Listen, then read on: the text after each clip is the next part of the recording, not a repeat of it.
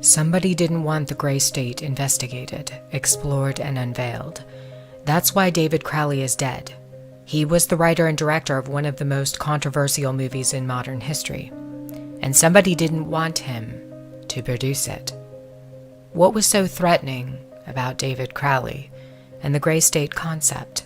Like Gray State, many Hollywood films have depicted apocalyptic themes and end-of-the-world scenarios, yet the directors of these films are still alive. Roland Emmerich wasn't murdered after directing blockbusters 2012 and A Day After Tomorrow. Steven Soderbergh wasn't killed after his movie, Contagion. But David Crowley is dead, along with his wife and child. They were killed before the production could be completed. What was so dangerous about Gray State?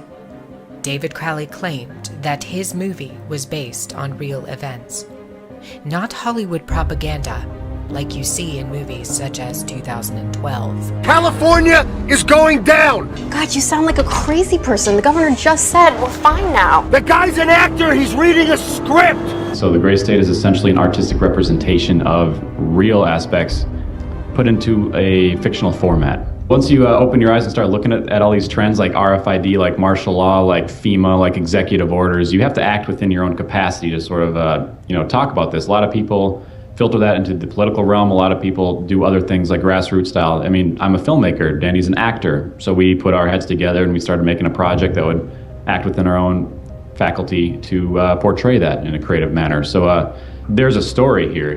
I have to start telling a story. So I was looking for the next film project to work on anyway. I'm like, well, this would be perfect. And it's not really perfect because you have to kind of filter down all this stuff into a narrative storyline that's not just propaganda telling you what's going to happen next, like 2012 or A Day After Tomorrow. It's got to be a human story, and it's got to be enduring and compelling. The way we're different is we're independent, and we don't expect any participation from any studios just because of its contentious nature. I mean, anyone knows that Hollywood has not approached this topic so directly before. That's what makes Gray State so compelling. It's that different. Definitely the trailer is our best efforts to kind of show this world and expose these very real issues that exist in our world today. David claims that Hollywood has never dealt with topics like RFID, internment camps in America, and detention. Instead, they have produced propaganda in place of real issues. When Hollywood does discuss internment and detention, it's almost always about World War II and the Holocaust. Literally thousands of films have been produced about the Holocaust, and yet one single film that addresses the potential for a Holocaust in the United States is stopped mid-production after its director is murdered. Seems a bit odd, doesn't it? They don't want Americans, Canadians, and other Western countries to know what is coming. And that is a plan to intentionally collapse Western society. If you don't believe me, read the plan that's been in the books for over a century. Planned out by the Illuminati and penned by Albert Pike back in the 1800s in his 3 World War predictions. Gray State was simply too threatening.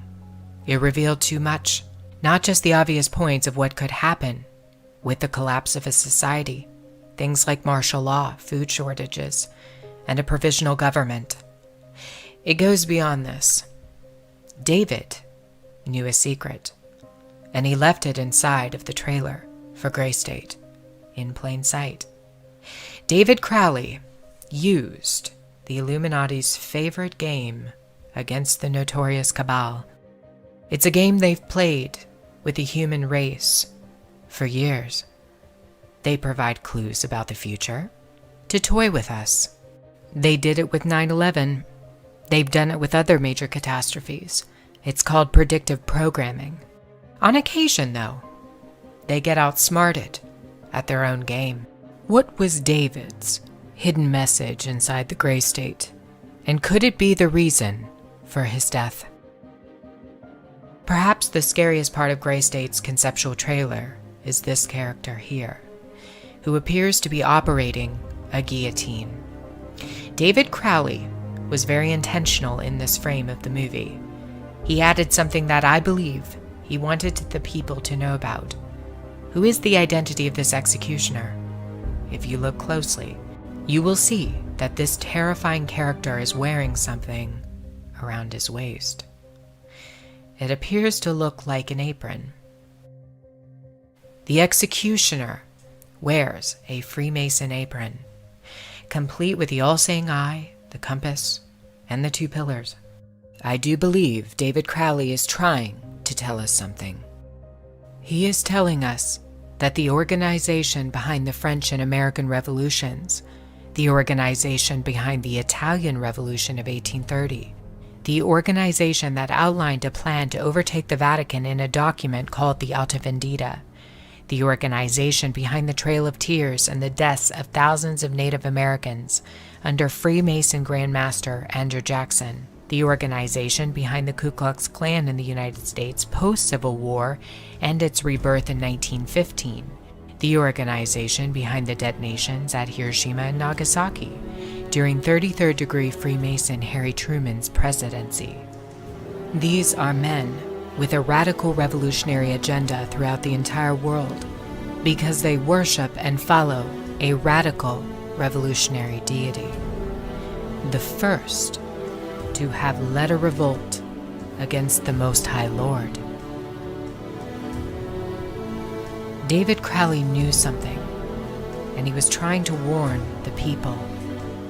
The ones behind the FEMA death camps, the guillotines, and the detention of Americans, it's the Freemasons. They're planning a second American Revolution.